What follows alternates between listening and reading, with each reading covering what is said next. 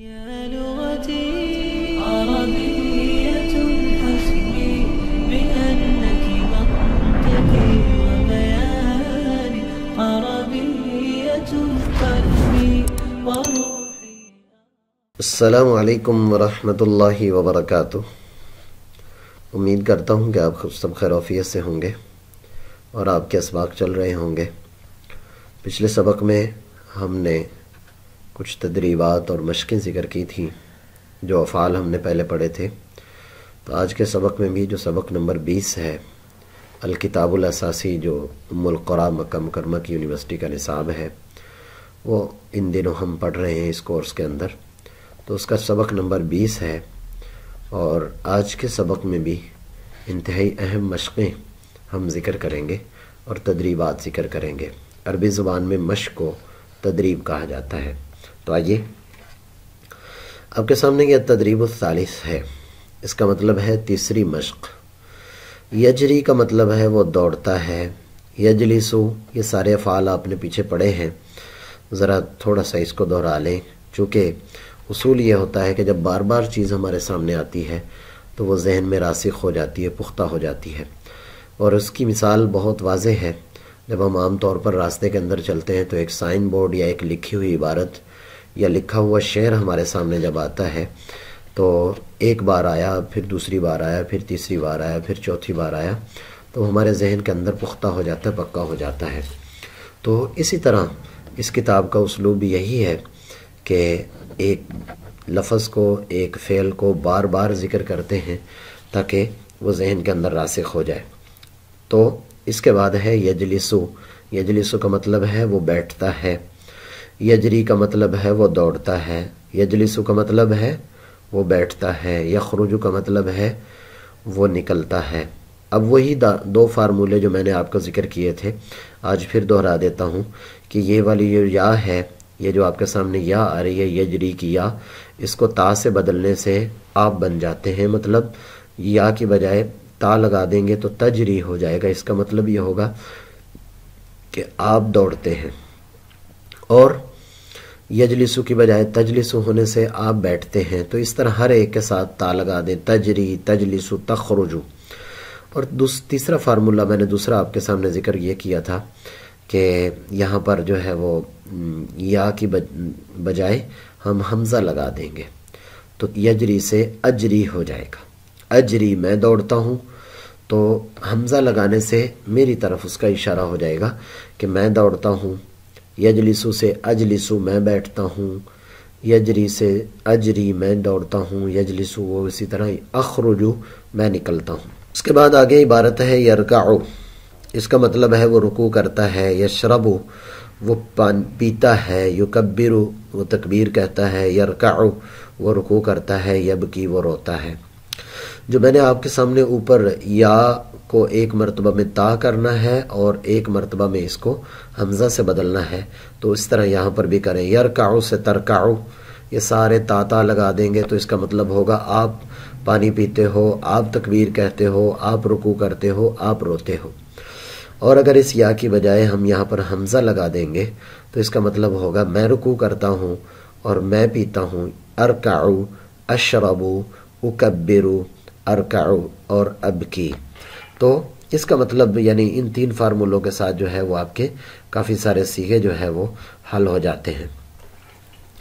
اس کے بعد آگے ہے یضحکو. یضحکو مطلب وہ ہنستا ہے. یضحکو، وہ ہنستا ہے. الضحک، ضحک کہتے ہیں عربی زبان میں ہنسنے کو. یسبحو، اس کا مطلب ہے وہ تسبیح بیان کرتا ہے، تسبیح پڑھتا ہے. یفتحو، وہ کھولتا ہے. یاکلو، وہ کھاتا ہے. پھر اس کو یا کو تا سے بدلے تو تضحکو، تضحکو، تسبحو. یہ میرے ساتھ ذرا دہراتے رہیں. تسبحو، تفتحو، تاکلو. اس کا مطلب ہوگا تو ہنستا ہے، تو تسبیح بیان کرتا ہے، تو کھولتا ہے اور تو کھاتا ہے. اس کو تفصیل سے میں پچھلے 16-17 نمبر سبق کے اندر تفصیل سے ذکر کر چکا ہوں ان اصولوں کو. اس کے بعد اگلا جو تیسرا فارمولہ ہے وہ یہ ہے کہ ایک تو یا والا فارمولہ ہو گیا، ایک تا والا ہو گیا اور ایک حمزہ والا ہو گیا. حمزہ سے مطلب ہوتا ہے میں.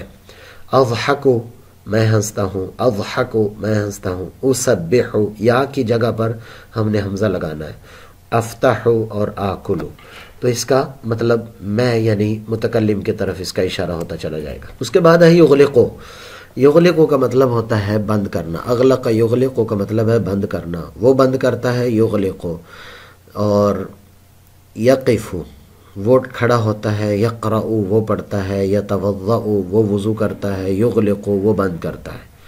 اب یا کی بجائے یہاں پر تا لگا دیں تو مطلب ہوگا آپ بند کرتے ہو، تغلق آپ بند کرتے ہو، تقف آپ کھڑے ہوتے ہو، تقرأ آپ پڑھتے ہو، تتوضأ آپ وضو کرتے ہو، تغلق آپ بند کرتے ہو۔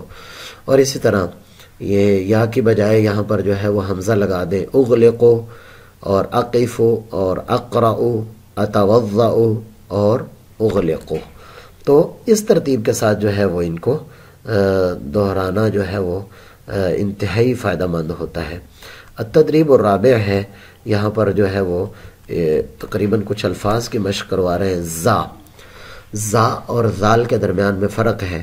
جب ہماری یہ زبان کا حصہ جو ہے وہ دانتوں کے نیچے ٹکراتا ہے تو زال اس سے ادا ہوتا ہے، زال، اور جو زا ہے اس کو سختی کے ساتھ ادا کیا جاتا ہے، اس لیے عربی زبان کے لہجے کے اندر ان چیزوں کا بڑا عمل دخل ہے۔ اگر آپ زال بولتے ہیں تو اس کی پروننسیشن یا ادائیگی کچھ مختلف ہوتی ہے، اور اگر آپ زا ادا کرتے ہیں تو اس کی ادائیگی کچھ اور ہوتی ہے۔ تو دیکھیں جیسے خبزن، خبزن روٹی، معوزن کیلا، جزرن گاجر، جزارن اور قصائی، یہ آپ نے تصویریں بھی ہیں، یہ پیچھے گزر بھی چکا ہے، یہ ساری ان میں کوئی نیا لفظ نہیں ہے اس وقت۔ اور آگے نون ہے، نافذہ کھڑکی کو کہتے ہیں، نقود پیسوں کو کہتے ہیں، نقدی جس کو ہم کہتے ہیں، صندوق یہ بھی آپ نے پیچھے پڑھا ہوا ہے، شاحنہ ٹرک کو کہا جاتا ہے، یہ بھی آپ نے پیچھے پڑھا ہوا ہے۔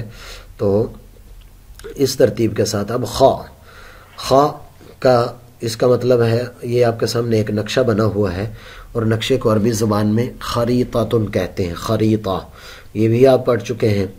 اخضر، اخضر، خا، اخضر، خبزن، خبزن، خیارن، یہ خا کی اس نے یہاں پر مشق کروائی ہے اور پریکٹس کروائی ہے کہ خا کی اس ترتیب سے مشق کرتے ہیں اور تدریب کرتے ہیں۔ آگے تدریب الخامس ہے، اس تدریب الخامس میں جیم اور شین کی مشق کروائے گا۔ خاص طور پر ہمارے ہاں پاک و ہند والے لوگوں کو اس کی ادائیگی کے اندر کوئی اتنا زیادہ خاصہ جو ہے وہ مشکل نہیں ہوتی ہے، اور بڑی آسانی سے جیم بھی ادا ہوتا ہے اور شین بھی ادا ہوتا ہے۔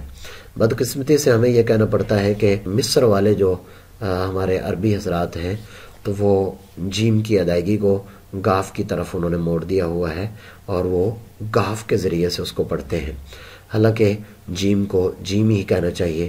ہمیں بہت دفعہ ایسا موقع ملا ہے کہ جو ہے ان سے جب بات ہوئی تو وہ جنت کو گنا کہتے ہیں، یعنی جیم کی بجائے گاف بولتے ہیں، حالانکہ سرے سے گاف کی پروننسیشن یا یہ والی جو ساؤنڈ ہے یہ ہماری عربی زبان کے حروف تہجی کے اندر ہے ہی نہیں، لہٰذا ہمارے ہاں الحمدللہ ہمیں کوئی اس کی ادائیگی میں مسئلہ نہیں ہوتا۔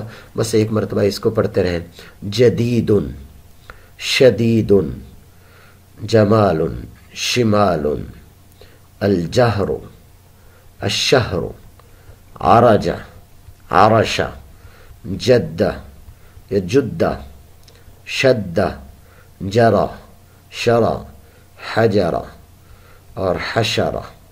آگے التدریب السادس سے انشاءاللہ تعالی اگلے سبق کو پڑھیں گے۔ کوشش کریں کہ اس کی اچھے انداز سے مشق کریں اور اس کی تدریب کریں، اور ان کو بار بار اپنی نظر کے سامنے سے گزاریں، جیسے میں نے ویڈیو کے شروع میں بھی ذکر کیا تھا، بار بار ایک چیز کا سامنے آنا ہمارے لیے انتہائی طور پر مفید ہوتا ہے۔ اگلے سبق تک کے لیے اجازت دیجیے، اللہ حافظ، السلام علیکم ورحمۃ اللہ وبرکاتہ۔